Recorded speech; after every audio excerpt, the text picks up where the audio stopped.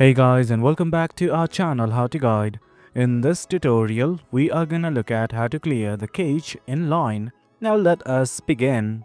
Initially, what you guys have to do is simply go to settings. At the top right, you can see a gear like icon right here. Click on it right now. Once you click on it, this thing will open up. This right here is the settings page. Well, do you know that right here that there are lots and lots of options. But right now, all you guys have to do is simply scroll down till you see something called as chat. It is just below photos and videos. Click on it right now. And guys, this is it. This is the chat section. From here, once again, simply scroll down. And at the very bottom, you can see something called as delete data. Click on it right now.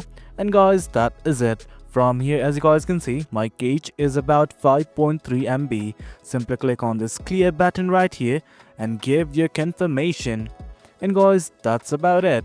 That's how we clear cache in line. The process is quite easy.